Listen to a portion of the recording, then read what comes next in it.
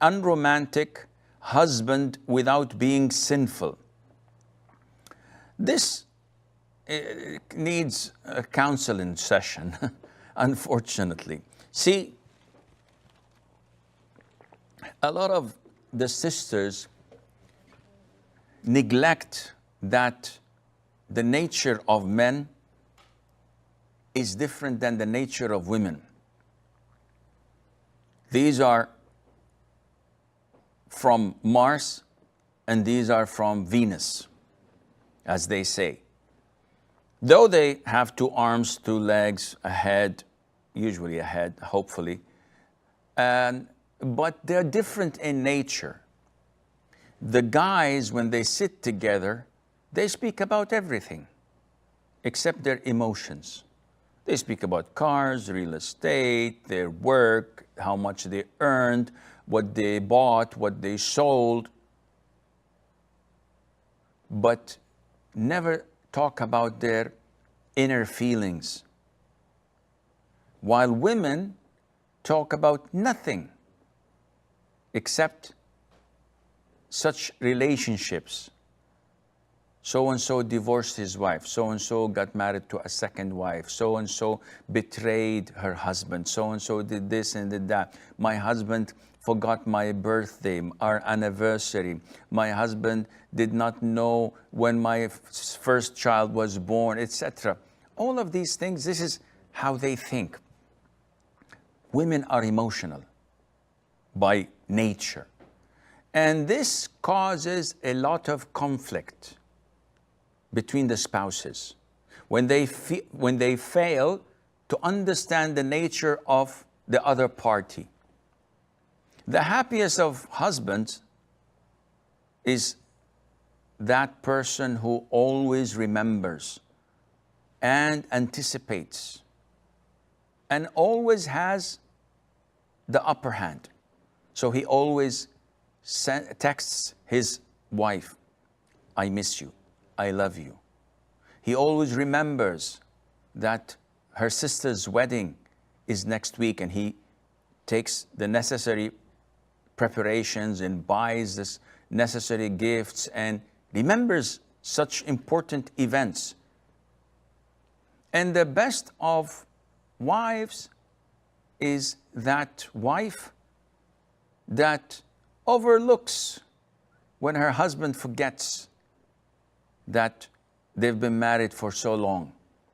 So many wives give a placement test, a quiz on the spot. Which year were we married in? I don't know. It feels like a couple of centuries, if you ask me. But, Akhi, why are you answering in such a fashion? It is. I've been married to her for more like 200, 300 years. She's so old that when she was born, rainbows were in black and white. Akhi, you're not allowed to say such things. Yeah, but it's funny. It's funny for you. It's funny for the guys. It's not funny for her. So we have a problem in communication. Once each party knows how to communicate and how to overlook, and this is an important issue in Islam, known as at-taghaful, meaning to look the other way. Not every single word that comes out of your wife's mouth you have to interrogate and know the intent behind it. Move on. Shrug your shoulders and move on. Likewise, you don't have to question every gesture your husband had done. And what did he mean when he said so and so in front of your father or your mother? And why didn't he do this and why did he do that? Life does not go on like this. Marriage cannot continue healthy in such an environment. So if your husband is careless, if he's not romantic, do what you have to do to change him positively. You have two courses of action. One, lecturing, reprimanding, blaming, pointing the finger. You did this, why didn't you do that? and you keep on nagging him until he either divorces you or chooses a second wife, because this is not healthy.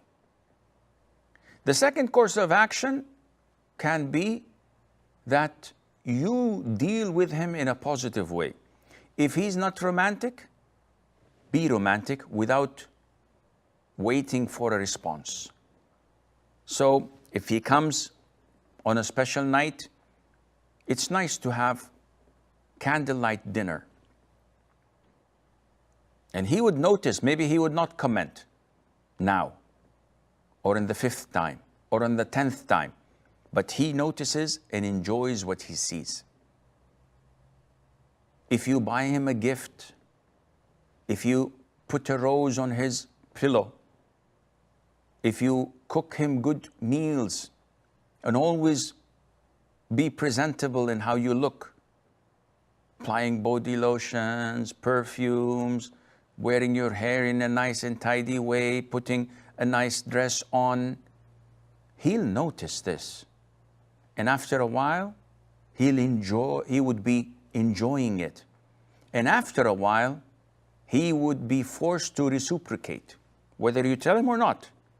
But it would always be shameful for him not to brush his teeth, not to comb his hair, not to take a shower before any kind of intimacy, not to wear new clothes, not to be romantic. And soon, inshallah, you'll find that he's texting you, that he's buying you gifts, because you initiated the process. But when we start the blaming game, you did not do this to me when I did that to you, and you have a record book. On the 5th of January, I bought you a bottle of perfume. On the 12th of February, I did this to and that, before Valentine's Day, because we don't celebrate Valentine. On March, on April, and you have a list of everything you had done. You didn't do anything. A'udhu billah. What kind of a marriage is this? Such interrogation, such nagging is not healthy. And living in depression is not healthy either. When you start to regret, why did I marry this guy? He's so careless, he's unromantic, he is rude, he doesn't know how to use diplomacy and use beautiful words. His jokes always hurt me and insult me. And you live inside of your own shell, depressed. This is not healthy. Not for you, not for the marriage, not for the children. So you have to come out of your shell, and you have to look at the bigger picture. You have to try and work on yourself and your lowest self-esteem. You have to think positive of yourself and overlook so many of these trivial issues, and do whatever you do for the sake of Allah, seeking the pleasure of Allah, and you will see the difference, insha'Allah azza wa jal.